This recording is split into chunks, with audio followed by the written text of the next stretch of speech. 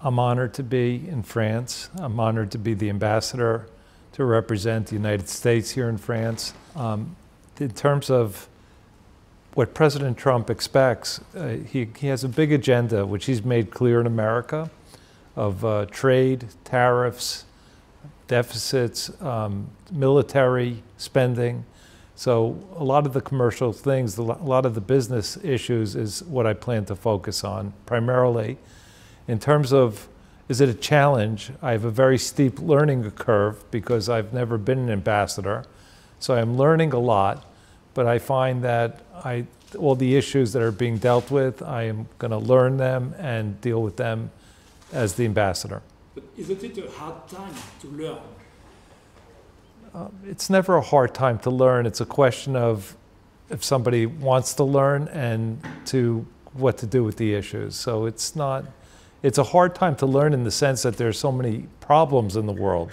There are wars going on in the world. France is very much impacted.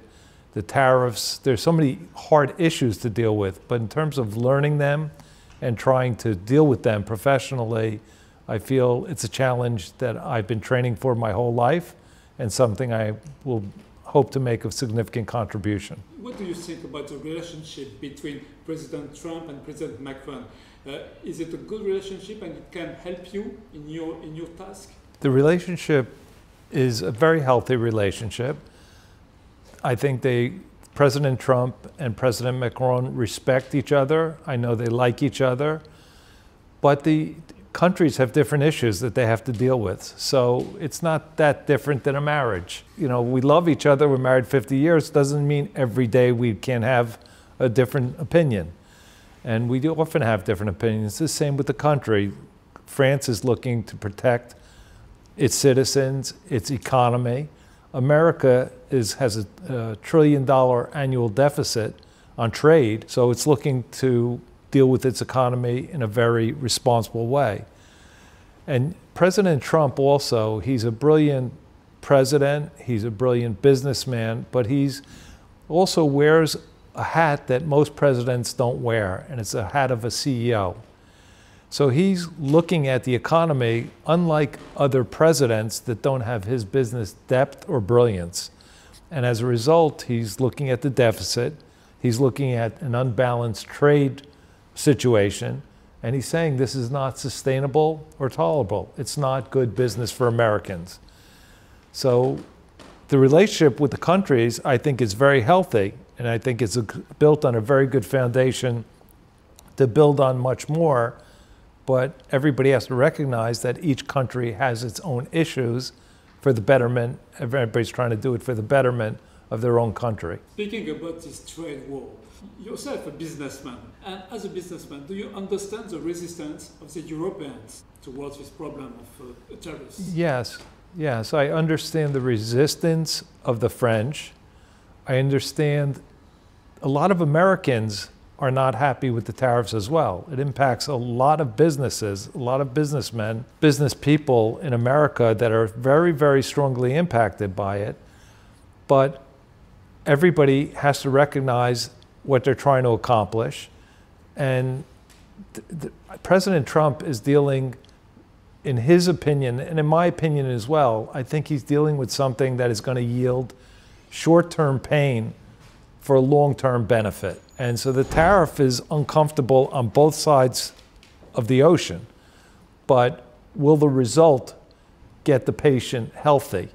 Because right now, the patient has cancer, and they've been giving the patient a box of Band-Aids, and the patient needs something more than a box of Band-Aids. And President Trump is willing to administer the medicine needed to make the patient healthy. In a few days, it will be the end of the ultimatum, at the 1st of August.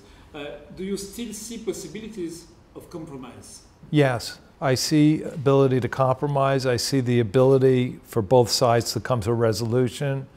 President Trump, as I said, is a brilliant businessman. He knows how to make deals, and every deal that's made involves compromise. Most deals, I'm dealing with business and negotiation my whole life, and it's never my way or the highway, because people don't come to resolutions that way. So there's always compromise in every commercial transaction. And I believe there will be compromise from America and from the EU as relates to tariffs. But a result like the UK did obtain, would it be possible for the Europeans? I think it's very possible. Yes. Just this week, America made 3 trade deals with Japan, Indonesia, and I'm forgetting the third country. But there was compromises made to get to those negotiations, and I think Europe is going to have to compromise as well. They've already agreed to compromise, and I think it's in Europe's best interest to come to a final resolution. Donald Trump is expected to visit London in September, so maybe you have some breaking news for us, and you can tell us when President Trump is going to visit Paris. I have not asked President Trump. I know he'll be here next year for the summit. I've not asked him when he will be here, but next time I speak to him, I will ask him and invite him. Maybe can we ask a question to Madame Ambassadrice? Is it possible? If you agree. If you're alright with it. Did you meet Madame Macron, Brigitte Macron, and how was the encounter? And how do you see your role in Paris?